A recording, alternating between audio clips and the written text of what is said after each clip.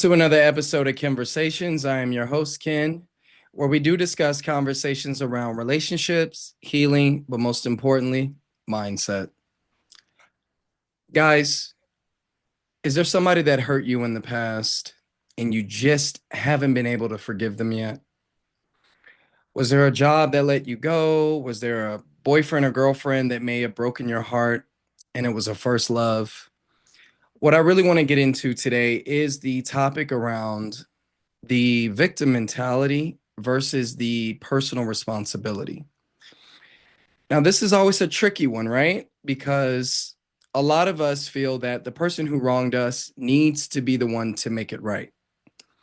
And I will stand on this mountaintop of unforgiving until this person begs and pleads for my forgiveness, falling down to my knees and just hat in hand and pretty much gives their life for me. I was somebody with that very same mentality just 6 years ago. Obviously, I went through homelessness, addiction, and in those times, I do remember looking back and saying, you know what? If my mom didn't enable me, if my mom just, was stop defending me and let me grow up and gave me tough love, I could have grew up by now. And it was that very same mentality that we spoke about this in a previous video where I discussed the differences between biological age and psychological age. Now, what are the two main differences? I'm 36 years old biologically, but if I've been through trauma, childhood abuse, my father wasn't around at a young age, substance abuse, emotional abuse, I could still be a 15-year-old boy in a 36-year-old body. And a lot of my behavior and my attitude towards myself, people, places, or things will exude that because there is a part of my inner child that has not healed yet. And when that part of me has not fully healed or at least acknowledged the hurt while working on getting it better, I am going to have a victim mentality because I'm going to feel like the world owes me something. Now, here's the downside to believing that the world owes me something. I never move. I never grow up. I never change. I never seek for growth because I'm constantly waiting on someone else to come and change my world.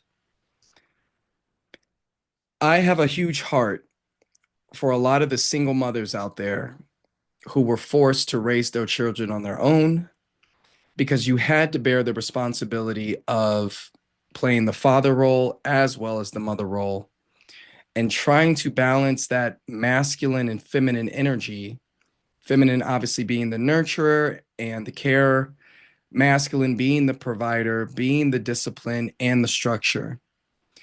It is very wear and tear on the human mind, the emotional state, and the body. And unfortunately, women are not designed to discipline young men. They just aren't.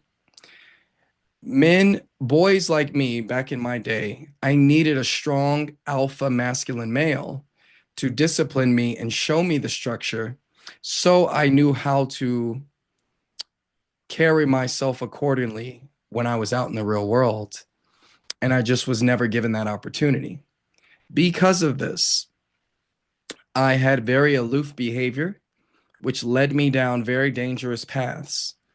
And I know a lot of us can relate to this, but guys, I'm telling you, in 2025, if we wait for our perpetrators to show up and just change our world, we are going to be waiting almost for the rest of our lives because unfortunately, it just does not work in that manner.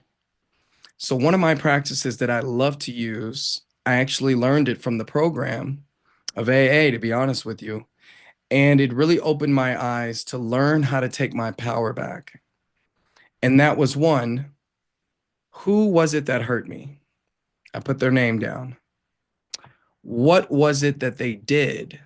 I wrote the three main things that really just grinded my gears. Thirdly, what did it affect? Did it affect my personal relationship towards them?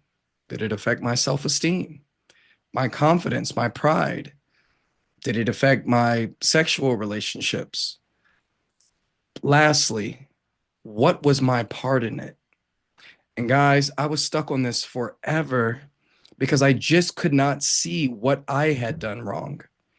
What did I allow? I felt like I was just the victim. I was the one who was attacked. It was not my burden. But when I tell you I had finally allowed me to step out of myself for a moment and get these things down, I started seeing the power come back in my body, in my mind, in my soul, and it allowed me to finally take one step forward because I did not want to be somebody who did not make any movement. And when I was that person, tomorrow was just like yesterday. Next week was just like last week. Next month was just like last month. And next year was just like last year. Nothing changed. And you can ask some of my closest friends and family, I was a wreck because I refused to allow myself to take back ownership of my responsibility and forgive the things that I did not cause on myself, knowing that that was the only way I could remove the cement blocks from my ankles. So I just want to leave you with this and understand you do have the ability, the power. And I know you're out there thinking right now, I'm doing everything I can. You're giving 100% of who you are today.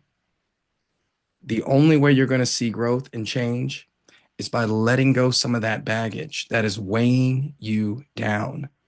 We don't need it anymore. It does not serve us in 2025. Guys, if you like the podcast, please like, share, and subscribe, as well as comment down below if there's somebody that no matter what, you're still holding on to that resentment. And you know what they say about resentment? I'm drinking the poison, expecting you to get sick. And it just doesn't work that way. I love you guys. I'll always demonstrate this through my actions.